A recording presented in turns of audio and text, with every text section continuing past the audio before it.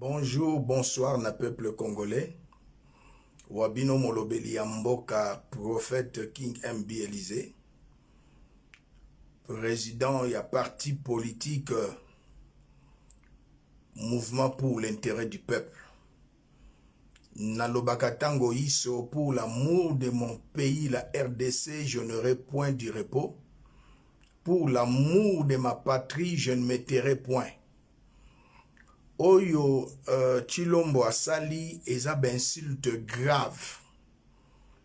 Oyo Azo Kambamboka, quoi qu'il a été nommé, il ne peut jamais insulter les hommes des sciences.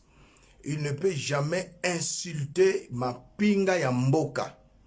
Mobutu alobaka abandai koloba na tiaka motema nanga na ba béret rouge. Voilà un homme sage comme le maréchal Mobutu, paix à son âme. Mais lelo oezali 9e fois que mona Félix Tshilombo Antoine ko fingaka peuple congolais. À ma qualité de la sentinelle de la RDC, na telemi pour na ko recadrer Tshilombo. C'est vraiment regrettable peuple congolais. Comme on a bandeko na biso ba soldat bazo bunda na est ko défendre mboka, mais Tshilombo a telemi pona koloba mabiloko ya bosoto, ce que moi j'appelle l'idiotie, ce que moi j'appelle l'immaturité, l'incompétence et l'ignorance. Alors ndeko nanga congolais soke zalaki opposition à salaki babiloko a boye ce sont des Congolais comme nous, mais malheureusement ils sont des fanatiques. Ils acceptent tout. Oyo Tshilombo azol banabango. Bande konanga ya IDPS, vous devez savoir que tout homme est faillible, l'erreur est humaine. C'est à vous aussi de recadrer Tshilombo. Pour malobo ya bimisi na Côte d'Ivoire, c'est inacceptable.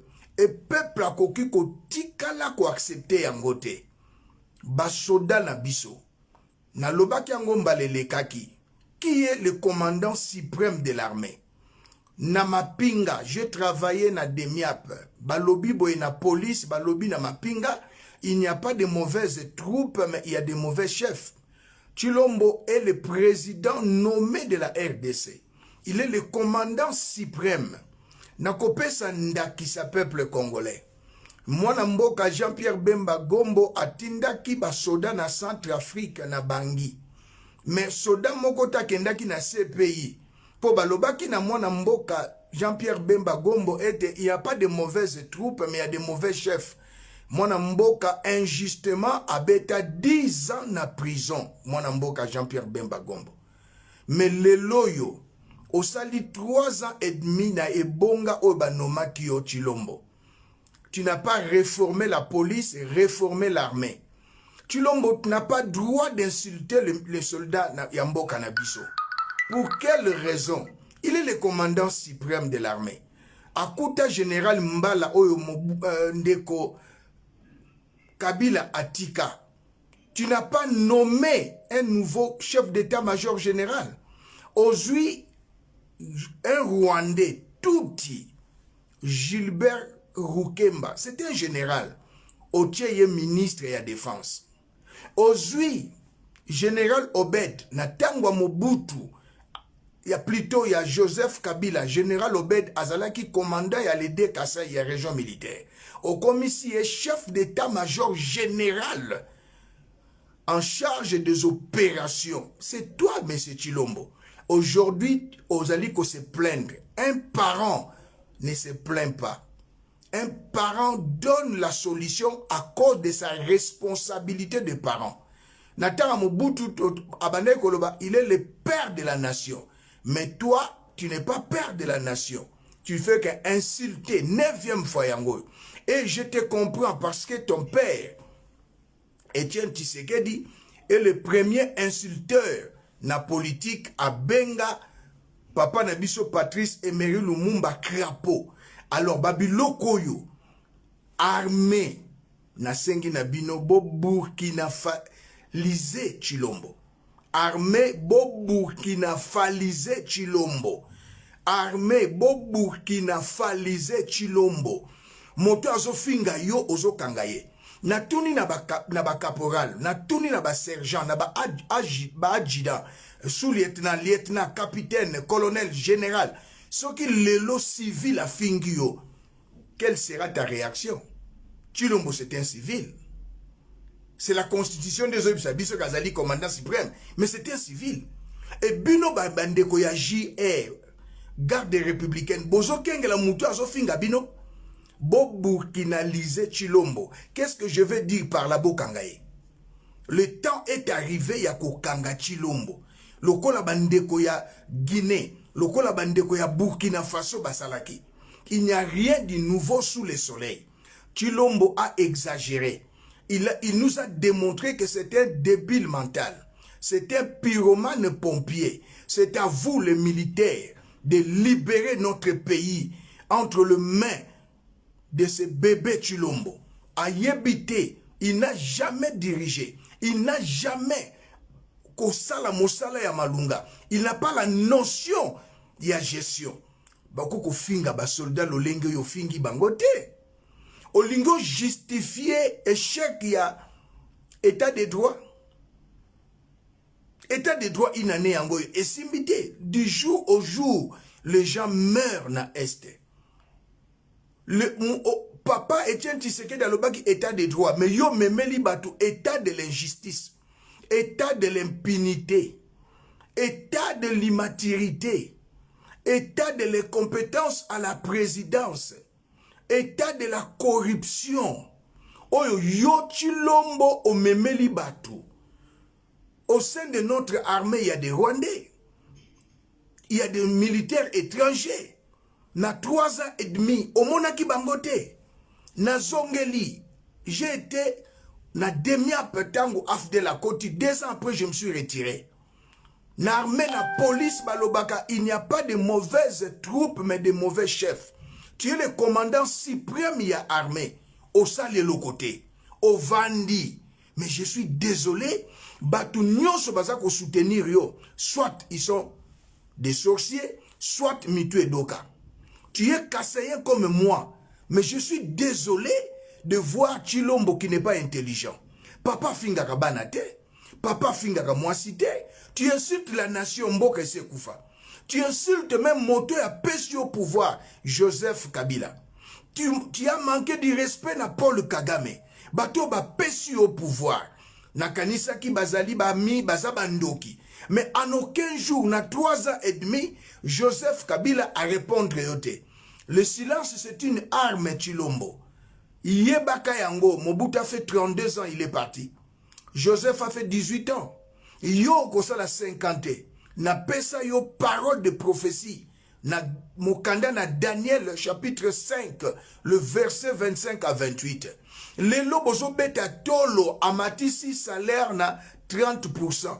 Mais les militaires et les soldats, les policiers, l'enseignant, bazo soit $80, bazo sous $70, bazo sous $30. Joseph Kabila tikaki dollar na tonini. Lelo dollar est comme na tonini. Bas soldats mboka na biso. Enseignants école primaire secondaire, vous savez qu'ils ne peuvent pas voyager. Pour que aux soldats, aux avions, au Kende, Kindu, prix avion, Kinshasa Kindu, et le qui salaire y a soldat.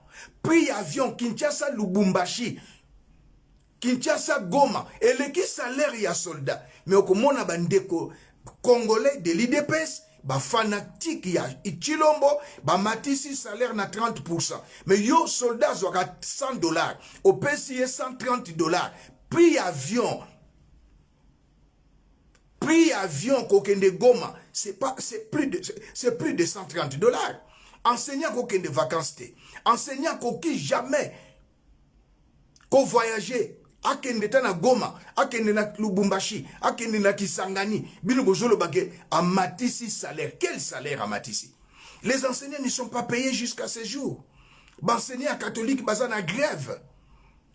Et Chilombo, vous félicitez quelqu'un qui n'a rien fait. Ça, c'est un crime contre l'humanité. C'est un crime contre la nation congolaise.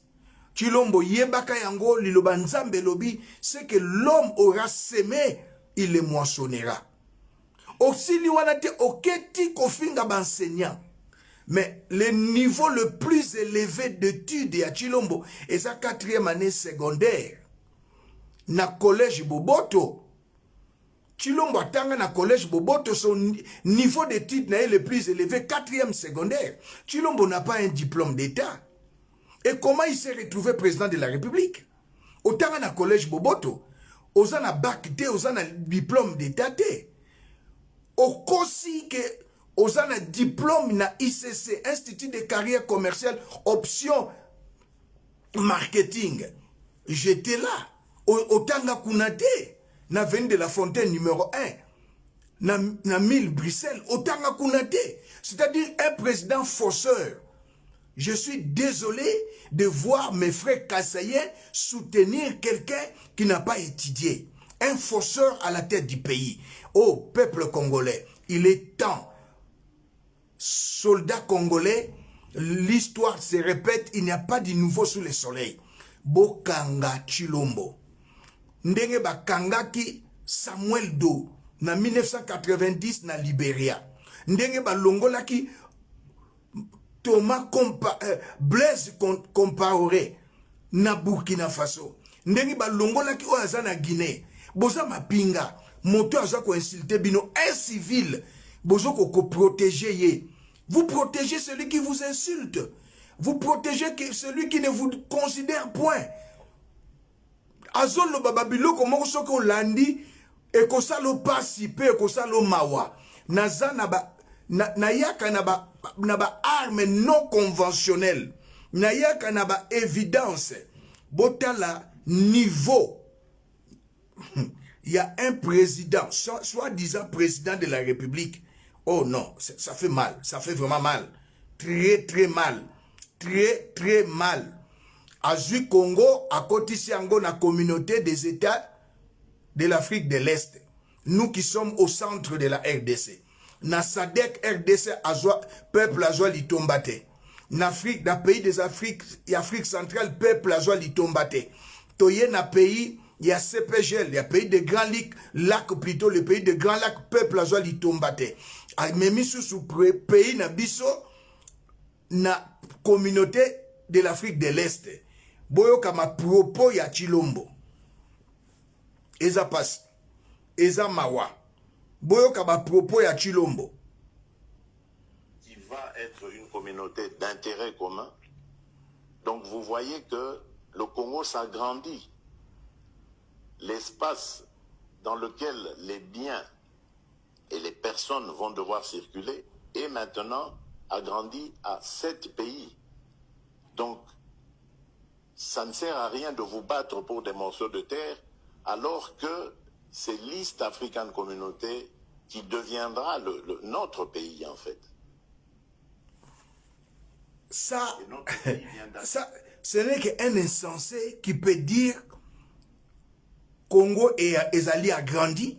Ce n'est qu'un insensé, quelqu'un qui est irréfléchi, qui peut dire Mboka na biso, toyebi keza na superficie à 2 millions, plus de 300 quelques kilomètres, net pays comme Congo et Kotina, communauté de l'Afrique de l'Est, alobi Congo et Ezali a grandi.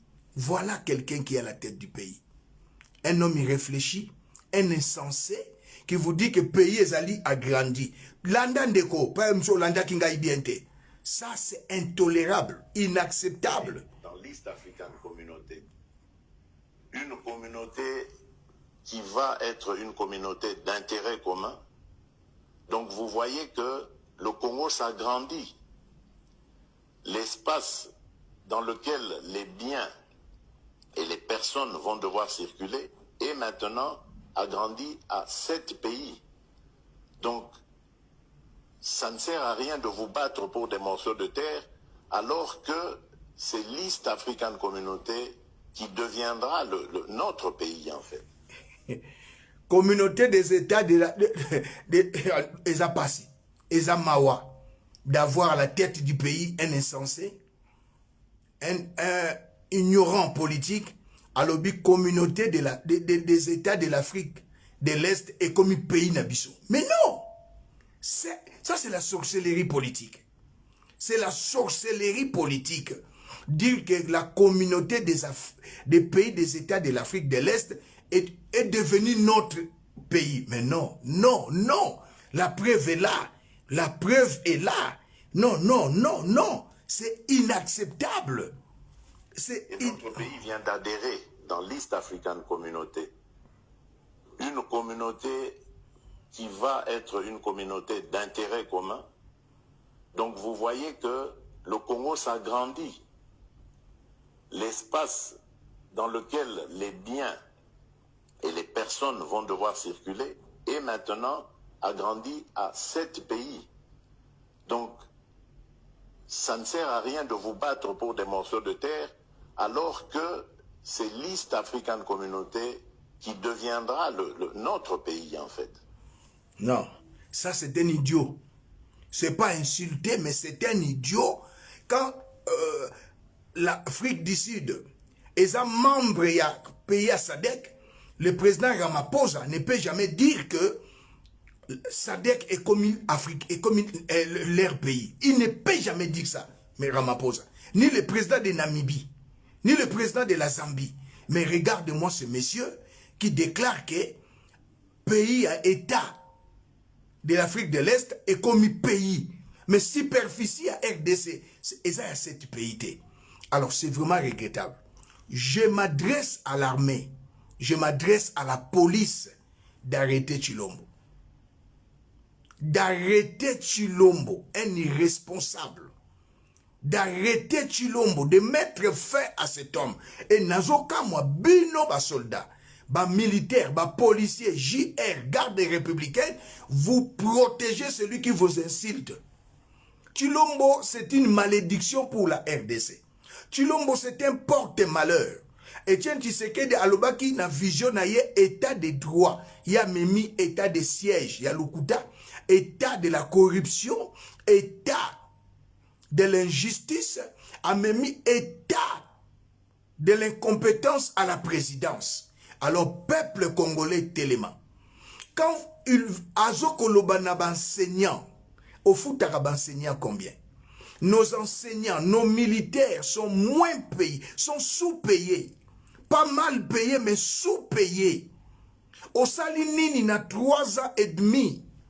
Bécole boni otongi, université boni otongi, camp militaire boni otongi, camp kokolo yango wana oteki. Camp militaire na mbandaka yango wana ozoteka. Tu es venu détruire. Et je demande aux policiers, à nos vaillants soldats d'arrêter Tshilombo. Un nouveau Congo, c'est possible. Rebâtir notre pays sans Tshilombo, c'est possible. Ndeko nanga zwa vidéo oyo talisango na ba ndeko nyonso. Comment État d'Afrique de l'Est est comme un autre pays. Ça c'est voilà réflexion ya Tshilombo. Alors les États d'Afrique de l'Est est devenu notre pays. Mais non. C'est impensable. C'est irréfléchi. Yanguna osenga na bandeko ba congolais. Toza la bomoko. Le temps est arrivé d'arrêter Tshilombo. Le niveau le plus haut d'études à Tshilombo, c'est 4e secondaire na collège Boboto. Il n'a pas un diplôme d'état. Il n'a pas d'études supérieures. Institut de carrière commerciale ICC na Bruxelles atanga pe kunate un fausseur. Mais alinga pesa leçon na ba homme de science na ba enseignant o baza ko lakisa bana na biso ba bwania. Soki to télémité eza pasi. Le temps est arrivé.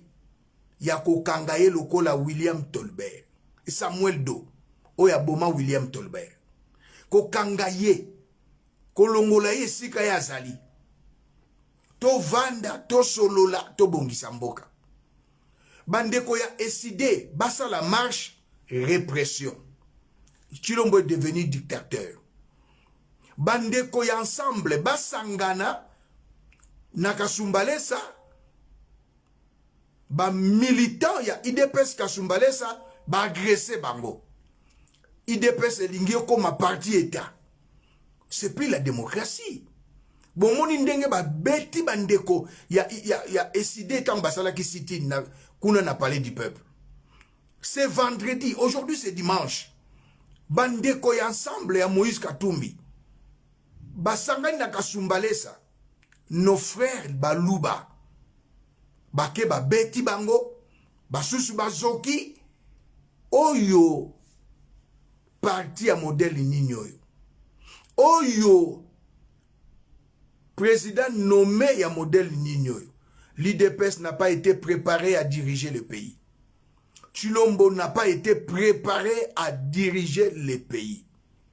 Eza pasi, eza mawa. Tshilombo Zoloba, communauté des États de l'Afrique de l'Est, c'est notre pays. Mais non, c'est une communauté, c'est pas un pays. Alors, bah, niveau où ils allaient très très bas. Très très bas. Ils allaient passer. Ils allaient mawa. Koyoka motoate azobozo bengaye président. Heureusement, il est nommé, il n'a pas été élu. Yakolo bakaba biloko ya boye. Soki yo ngai to télémité, ils a pas si peuple congolais. Oh, ils ont insulte contre les enseignants, insulte contre nos militaires. Motopesio et bonga. Joseph Kabila. Banda ou banda ko finga ye, achanga batteur dans les roues. Ah, il ne te répond pas. Oluki Bitumbana Paul Kagame, azo répondre yote. Mais sache que c'est que l'homme aura semé Tshilombo, il les moissonnera. C'est vendredi, ils ont participé Mawa. Les images sont là. Oh non, c'est pas possible. Nalobaka biloko avec évidence. Na Kasumbalesa. Na réunion ensemble na Kasumbalesa. Baluba. Na Kasai, Bakei na Katanga.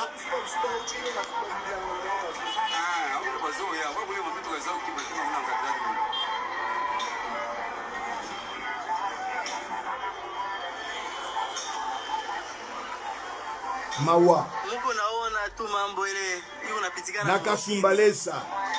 Bato ensemble pour la République. Na réunion yabo. Baza na réunion na bango. Banaanza kuya kubapiga mayi. Baluba na Kasumbalesa bazo baba bango mabanga. Mambo iko napitikana mukasumbalesa isa. Bo aba bakatra aba. Angaria bana rekile na huku bana bacha paraliser ville. Banaweka mipeto mubalabala. Banaweka na mipeto mubalabala.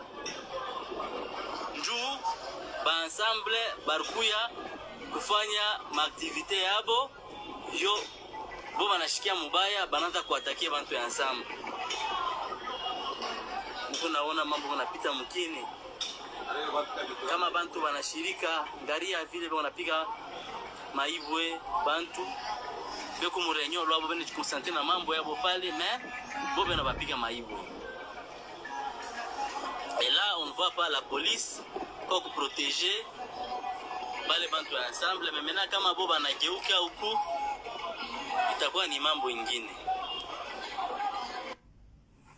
Basali yango na SID batake siège ya SID na bato IDPS na Kinshasa. Lelo lisusu baye na Kasumbalesa aujourd'hui dimanche vendredi na Katanga na Lubumbashi. Na frontière, deuxième poste frontalier à RDC, après Matadi, c'est Kasumbalesa, Bande Konanga Bakasayen, parti politique, Eza Ebele, SID, Eza parti politique, MLC parti politique, INC parti politique, Mouvement pour l'intérêt du peuple, Eza parti politique, Tshilombo Alinga Zongi Sabiso dans les années 65, Oyo, Etienne Tshisekedi Asalaka parti État, na Mobutu. Na singa oju eza pasi bato baza na réunion na bango na Kasumbalesa bandeko na biso baluba baye na ba moto babandi ko bamba mabanga na ensemble pour la République. Ça c'est une provocation. La police n'a pas pu intervenir. mais soki ezalaki bandeko ya bakatange bandi koagrese bino wana olinga komona na réseaux sociaux koloba bit na bino toyebi na Swahili balobaka pole pole tozoke na bino malembe bit na bino toyebi esika bolingi tokoma toyebi Tshilombo. C'est regrettable. C'est une malédiction pour la RDC. Constitution se permettre na parti politique nyonso à Sangana, à ça l'activité naïe. Mais aujourd'hui, les membres de l'IDPS ne veulent pas PPRD à ça l'activité. SID à ça l'activité. Ensemble Moïse Katumbi à ça l'activité. Bolingi boko misa mboka.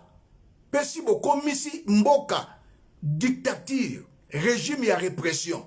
Yango nazo senga na ba policier na ba militaire. Bo Burkina Faso. Tshilombo. Bo Kanga Tshilombo. C'est maintenant ou jamais. Le temps est arrivé à Kokanga Tshilombo. C'est un porte-malheur pour Namboka Nabiso. Ma propos na ye eza irréfléchi. Ma propos na ye ezali insensé. C'est vraiment regrettable. Comment on a état de corruption, état de l'injustice, état de l'impunité, état des inconscients au sommet de l'État. Ceux qui battent militaire, ba policier, bo kangi Tshilombo te, peuple a kosala yango. Il y a un temps pour tout. Bozoloba, budget comme il a 10 milliards, et ça n'impacte ni na social y a peuple. Budget na 10 milliards, et ça n'impacte ni na social y a peuple. Soldats koko kende vacances te. Billet avion Kinshasa Goma, Kinshasa Lubumbashi, et l'équipe salaire y a policier. Billet avion Kinshasa Lubumbashi, et l'équipe salaire y a militaire. Basu 30%. Avec $80 na 30%, $100 na 30%, c'est $130. Ndakwa malunga na ville à Kinshasa, c'est $250. Policier avec 4 enfants. Bozo bimisa bango na kan kokolo. Bosali ba camp militaire ya sikate. Ce jeune homme est venu détruire le pays. Ce petit est venu détruire le pays. Nous devons nous lever comme un seul homme et libérer le pays. Trop c'est trop. Trop c'est trop, peuple congolais. Ce qui yo télémité, ngana télémité. Mboke gosiko la mate. Nzamba sala mokili na maloba. Nanzela liloba. Nde mokile sikolama. Nde mokile kangolama. Yesu ne kulusa lebi père tout est accompli. Ezalaki na liloba. Lelo yo penanga soto telemi. Toko sikola mboka. C'est regrettable de voir ces jeunes hommes, ces nourrissons en politique, insulter nos militaires, insulter nos enseignants. Lui-même son niveau le plus haut, 4e secondaire na collège Boboto. Il n'a pas un enfant diplômé. Sa fille aînée n'a pas un diplôme d'État. Fanny Tshisekedi. Anthony Tshisekedi, qui est le fils de Mobutu, avec Clémence, mais pas avec Tshilombo, n'a pas un diplôme d'État. Tshilombo n'a pas un fils qui a un diplôme d'État. Lui-même n'a pas un diplôme d'État, mais insulter les enseignants. Non. Ça, c'est un crime intellectuel. Et c'est ngeli totele mabokanga Tshilombo.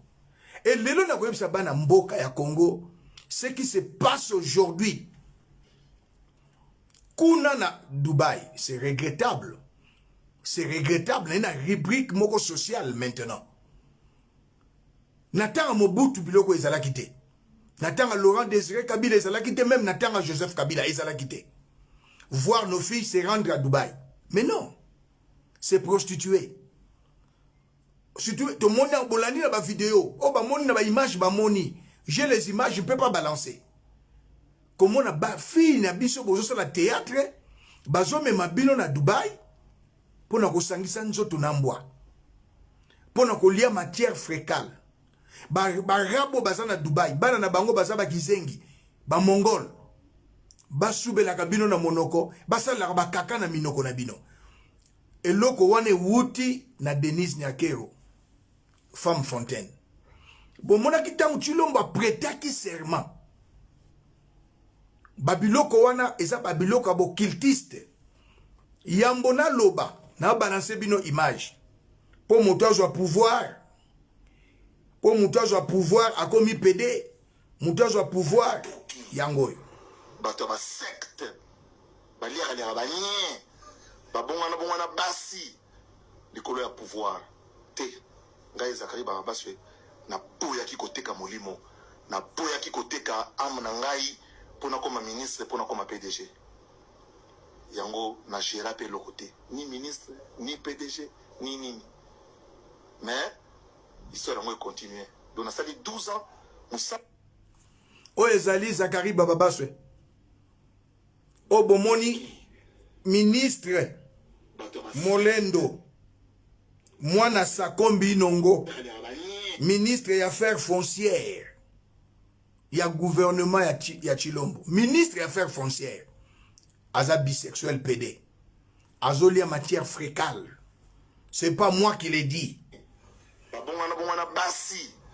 Likolo ya pouvoir. Te. Ngai Zakari Bababaswe. Na poya ki koteka molimo. Na poya ki koteka amna ngai pona koma ministre pona koma PDG. Yango na gera pe lokote. Ni ministre, ni PDG, ni nini. Mais l'histoire a continué. Donc on a sali 12 ans. C'est regrettable. Oya zaki mwana Sakombi Nongo, Sakombi asimbaka bakisi, alobaka bongole motema DSLC, ministre des Affaires foncières, mwana ya monsieur le défunt Sakombi Nongo. Aujourd'hui ba pratique wana ekomi na Kinshasa. Ba West Africain bazopesa $1000, $2000. Pourquoi côté Kamolimo na yo après cette vie encore une autre vie? C'est ce que Chilombo a fait. Ateki molimo na ye, Denise ateki molimo na ye, et les soi-disant pasteurs disent que Chilombo c'est un chrétien, il n'est pas chrétien. Il n'est pas chrétien. Denise atikala cause la chrétienté.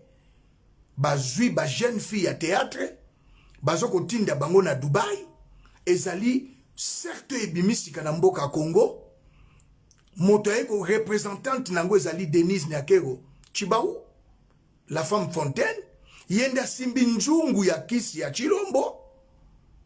Mais Chilombo na Denise Nyakero kisi polaka. Mobutu azalaka na prima kuria azali susute. Général Mayele balobaka akufaka na lisasite, mais mokolo wana na kanchati amonaki makambo na ye. Tant tozokola tozalaki na sportif monene na njili Maître Chiwara alimwaka, mais mokolo wana na maya njili babeti masasi babimisi ebembe ya Maître Chiwara akufa na tangu wana. Na tangu akalat na Zaire tozalaki na un officier na kuna na aéroport na immigration Edi Diora babomaye mazalaki moto bakisi. Mais lelo Chilombo balobaki oza chrétien, tu ne l'es pas. Bokom Denise oyazo simba bakisi na yo comme memaka ba jeune fille à théâtre na ba fille mosusu bakena bango kuna na Dubaï, bakena bango na Qatar, barab bakomiko pisse na minoko ya bana basi ko sala matière fécale na monoko ya bana basi pour bapesi bango $12,000. Et chaque vendredi soki Nyakero alamuki premier grand besoin na ya sala kango na po apesi Chilombo allié. Mais Chilombo okomi bolole, okomi zoba, okomi na service ya Nyakero. Chilombo akomi bolole, Chilombo akomi zoba na service ya Nyakero. Nyakero chaque vendredi soki alamuki grand besoin na ye, kaka na ye asali yango na po apesi Chilombo allié. Qui se polaka Chilombo? Okovanda kati na 2023 te. Nzela yo landi ba pasteur oyo bazoko soutenir yo ba vandeli ba écriture. Mlilo banzambe lobi la lettre tue l'esprit vivifie. Bazana révélation prophétique te. Bazali kokosa yo. Et vous les jeunes filles, bazo mema bino na Denise, a chef mwana mwasi yo Dani, azalaki ne na Bruxelles. Dani a ye kozwa bino, a memi bino na Dubai, a memi bino na Qatar, a memi bino na Jordanie, kuna osangani na Mongol yaba Arabe, osangani na bato ya ba soloka matière frécale ekendaka. Soko lié obimisi yango bino bokomi kolia ntina bakaka. Bokomi kolia na bakaka. Na ba West Africain bazo pesa bino 1000 ou 2000 dollars, mais vous préférez 12 000 dollars. Ba image ezali. Même Anthony, soi-disant Tshisekedi, mais il est Anthony Mobutu. Denis Nyakero a initié la bakisi. J'ai une image, Anthony, a la kaka na munoko. Il y a un garçon, a kamati 12 000 dollars à apprécier.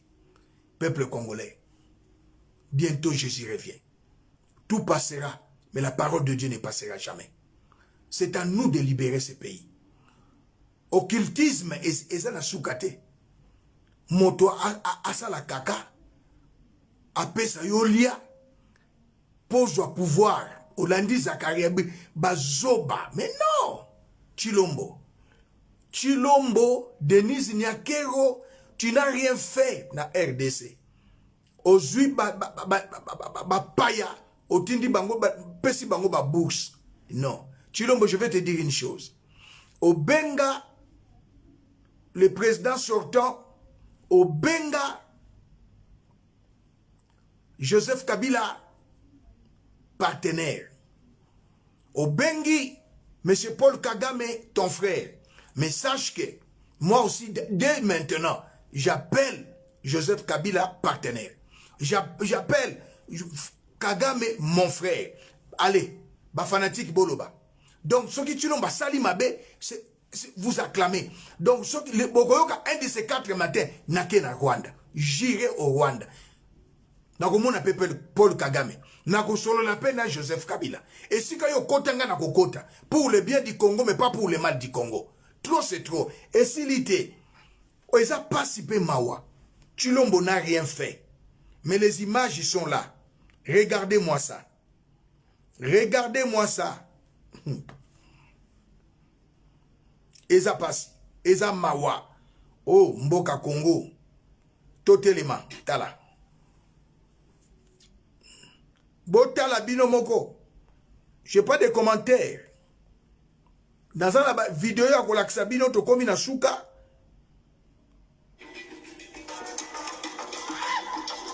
Moto Bino Moïse Katumba Sali. C'est parce qu'il aime les gens.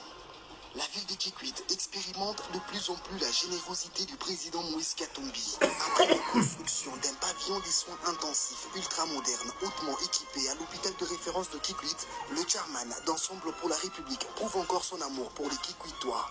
Moïse Katumbi lance une campagne d'opération gratuite par vidéochirurgie de la vésicule biliaire et de la rate chez les drépanocytaires, les tumeurs bénignes de la prostate, les hystérectomies et les myomectomies par voie vaginale en gynécologie, les cataractes en ophtalmologie, mais aussi la neurochirurgie mini-invasive de la colonne et des tumeurs cérébrales sans ouvrir la tête des patients. Grâce à des médecins spécialisés certifiés venus de partout au monde, avec des techniques de chirurgie à la pointe de la modernité, 4 heures seulement après votre opération, vous pouvez marcher et quitter l'hôpital. Simplement incroyable. Prenez rendez-vous du 30 mai au 15 juin à l'hôpital général de référence de Kikwit pour les consultations et les examens paracliniques. Tous gratuitement parce que prise en charge par le chairman. Moïse Katumbi et la province de Kwilu, une véritable histoire d'amour en toutes circonstances. C'est une première opération gratuite na Kikwit. Lui qui est Katangé. Mais nationaliste, Moïse Katumbi. Du 30 mai au 15 juin. Opération gratuite na Kikwit. Alors, nazo senga na bloc patriotique, ndeko Martin Fayulu, ndeko Moïse Katumbi Tchapwe, ndeko Jean-Pierre Bemba, zala prudent na Félix Antoine Chilombo, to sanga na biso nyonso, to bouté dehors Chilombo. Pe nazo pesa merci na dialogue entre les Katangais. Bosangana. Bosana. Ba divergence nabino. Merci Monseigneur Fulgence. Sangisa bandeko nyonso ya Katanga. Bosangana. Oyo mboso kudi ya kwanga boyi ba député ba se déplacer. Bosangana. Bo se préparer pour 2023. Bosangana. Joseph Kabila. Moïse Katumbi. Martin Fayulu. Bino nyonso bosangana. Bango ba moni bazui Muzitu. Mais Muzitu ne représente rien. Au Bandundu, même na ville à Kinshasa. Yo zui Muzitu. Olingo commissaire premier ministre. Pour ba collaborateur na yo ba boyi Vital Kamerhe. Yo na nyake robolobi bacha Vital Kamerhe premier ministre. Ba collaborateur na yo ba boyi. Oya bane koteka ba carte SIM na Goma. Alobi tolingi Vital Kamerhe. Mais le lo yo na nyake robolingi Vital Kamerhe. Mais ba collaborateur na yo ba conseiller na yo ba mendiant, ba voleur, ba boy Vital Kamerhe. Oya sala yo bolamu. Asala ki yo comme président de la République Vital Kamerhe. Ba collaborateur na yo ba checouleur, ba voleur, ba boy Vital Kamerhe. Alors maintenant, au que Muzitu, celui qui a volé Jekoko Lubango, a démontré yango comment Muzitu a acheté des maisons. Au Kaboli, Muzitu na Fayulu. Tous on va combattre, et ça combat. Alors Matata Mponyo, à la place de Muzitu, Matata Mponyo a remplacé. Et Jean-Pierre Bemba Zala Prida, tu seras dessus un de ces 4 matés par Joseph, par ce monsieur de Félix. Félix était un ingrat. Il n'a jamais eu confiance à sa conscience. Félix a bundissaka même conscience naïe. Regardez un tel homme. A bundissaka même conscience naïe. Alors on a na Jean-Pierre Bemba. Nako senga na Moïse Katumbi. Nako senga na Matata Mponyo. Nako senga na sénateur à vie Jean-Pierre, notre frère Katangé, président sortant. Tosanga na biso nyonso pour bouter dehors ce jeune homme. Le temps est arrivé. Le temps est arrivé de bouter dehors ce jeune homme. Ce bébé, ce nourrisson Chilombo. Netu bino bata idepes bo sepeli à rejoindre l'Union sacrée. Mais eza coquille vide. Jean-Pierre Bemba tango koko bimana na Union sacrée. Moïse Katumbi tango koko bimana Union sacrée. Bosangana na Martin Fayulu. Bosangana na président sortant Joseph Kabila. Bosangana to mettre koto siko la mboka na bloc patriotique. Trop c'est trop. À la tête de notre RDC, un débile mental, un pyromane, un ignorant, un idiot. Alors Bovandi, soldats, militaires, vous allez protéger celui qui vous insulte. Aux hommes militaires, tu protèges celui qui vous insulte. Arrêtez-les. Vous plaquez na mabele na Libéria, na 1990, Bakanga Samuel Do. Il n'y a rien de nouveau sous le soleil. Etienne Tshisekedi dans le bac état des droits, mais à l'obisikoyo, état de la corruption, état de l'impunité, état de l'injustice, état de l'incompétence à la présidence, et vous acceptez cela. Soldats, Kanga Chilombo, Mama Yena Mabele. Et dialogue entre les Katangais, j'encourage. J'encourage ce dialogue. Oyazo Kambango, Monsal Nanzambe Monene, Monseigneur Fulgence. Merci. Sangi Sabakatangé. Bon, se préparer pour la 2023. Chilombo, Okotikala Komona 2023. Dans le cœur de l'homme, il y a plusieurs projets. Mais c'est le dessein de l'Éternel qui s'accomplit. Tango Koki. Et c'est là qui wa Bino, Molobeli Mboka. Prophète King M.B. Élysée. Prophète surnaturel. Martin Luther King abunda pour les États-Unis. Desmond Tutu abunda pour à partir de Sila, en Afrique du Sud. Simo Kimbangu abunda. Le longa ipe nazo bunda. pona ete mboke longa na kiboumbu armée au sala et côté 500 généraux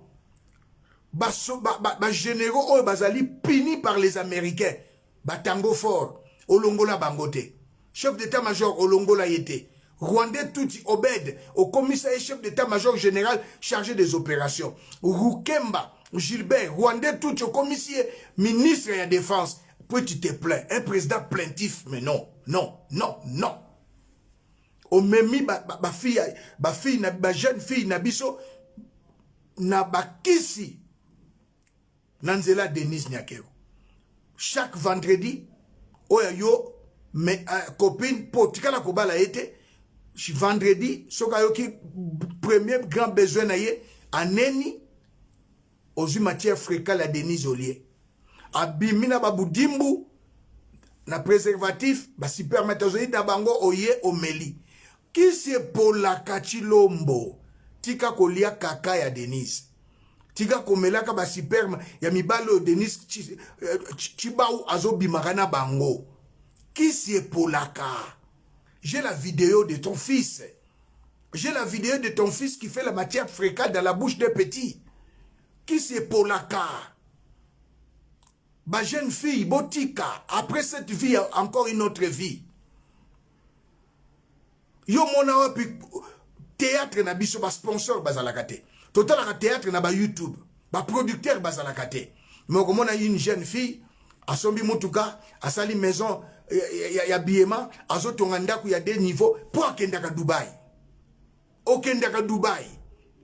Dani ozalaki na Bruxelles, une sorcière, Denise Amelami, atindio zoka bana basi, bakenda kosala bosoto. Babimana bana ba mongol ya barab. Et tu l'ombo chaque vendredi Denise Aneni, tolo basali toilette, ozu toilette ya Denise Olier. Okoma zoba ya Denise. Abimina mibali mususu na préservatif amemeli yo omeli. Chilombo. Qui c'est Polaka?